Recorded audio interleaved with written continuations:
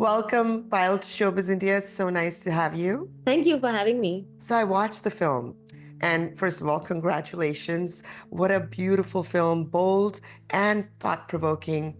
You got an 8-minute standing ovation at Cannes. What did that make you feel like, and your team? Well, to be honest, I was very nervous entering the cinema. I was with my entire crew and all the actresses in the film, and they are really amazing women. So they was dancing to the music and really enjoying the atmosphere. So I felt a little bit relieved because, like for me, it was my first film that's going to be shown in that space, and I was obviously nervous, but their attitude was so lovely and like celebratory that I was like, okay, let's have fun and let's go with this. So that was basically the mood, and I did not expect to get this standing ovation at all. What made you choose and what inspired you to choose a subject on two Malayali women living in the urban city? And even though you didn't speak Malayalam, so that was an interesting decision on your part. I know, that was crazy. It's not easy to direct a film in a language you don't speak. My initial point to write the film right at the beginning was because I met some Malayali nurses, and a lot of the stories they told me about their initial training as a nurse and the difficulties with things like this placenta, birth control. All these things were told to me by some friends I made who happened to be Malayali nurses. So I felt I should keep it authentic to those interactions that I had had. So I decided to keep with the characters being Malayali, but also to keep the multilingual quality of Mumbai as a city. I felt that the them being from speaking a language that is not so common in Mumbai. It is, of course, but not all that much. It's not the main language, and I felt that I wanted to sort of explore language as one of the themes in the film, where language, in India we all speak different languages, and Mumbai is a city where you hear so many different languages. If you travel by the ladies compartment, you'll hear like so many diverse languages, and I wanted to keep that quality of language diversity. And a lot of people in India can't always speak Hindi, like the character of Dr. Manoj, who can't speak the language. And so language becomes a kind of alienating feature of moving to a city where you don't speak the language. And that also causes another form of loneliness. But language can also kind of create privacy, where you and I can speak in just a language that only two of us know, and then we can say some pretty sassy stuff in a very public space, which is kind of what Anu and Shiaz's relationship they do. So you've been known to have a very poetic take to your filmmaking. How do you balance that with cinematography? Yeah, I mean, I feel like I work very closely with my cinematographer. So while I'm writing the script, he already comes on board, and we made another movie together before this.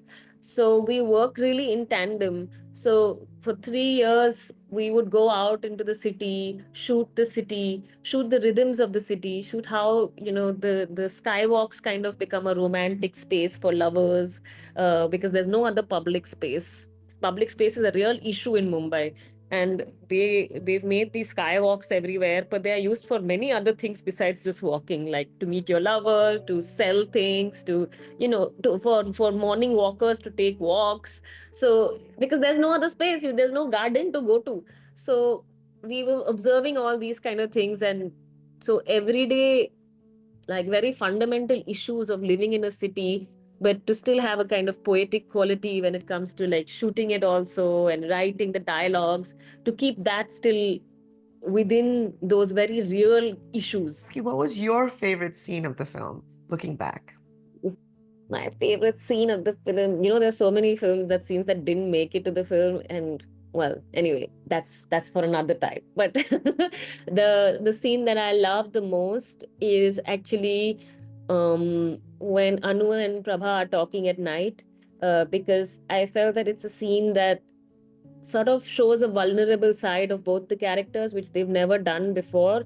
And what was important to me is that it's a relationship where they sleep next to each other, and yet they feel so away from each other. And this scene brings them close together again. So it was a scene that I thought a lot about, and how to treat even things like the sari that's there in the first shot. That it feels, it's such a common thing in Mumbai. When it rains, you have to dry your clothes inside, because you can't, they will not dry outside. So oftentimes, like, your apartment will be full of clothes. So I was trying to find some kind of beauty in that as well, and then talk in a way that is so vulnerable, which I enjoyed to do a lot with the actors. So, Payal, what would you like audience members to take away from this film? Well, the film is about accepting those who you may not always agree with, who might be different with their points of view in life. But to be open to listen, and to be open to sort of learn and grow, even at an age where you think you know everything. I think that in the world that we live in is very, it works a lot on dividing us on our ideologies and our political stances. While if we just listen to each other, there could be some remarkable understanding that could take place. Very beautifully said. And this movie made history. In 30 years, for the first time, an Indian film made it to the finalists at Cannes. How does that make you feel? And second question, what do you think this does for Indian cinema globally? Honestly speaking, and I said this on the stage as well, is that it really shouldn't have taken 30 years to have an Indian film. Yeah, like, we make really good cinema. It really should be everywhere. And it's really a disappointment that, this, we had to wait 30 years to have a film in competition. In India, we have so many cinemas, so many different regions, so many languages, and such diversity in filmmaking, that I feel like I'm only part of this journey of various filmmakers, that are showing films everywhere, that are getting recognition. And now is our time, I think. We congratulate you once again on this film. Thank you so much, Reshma. It was lovely speaking with you.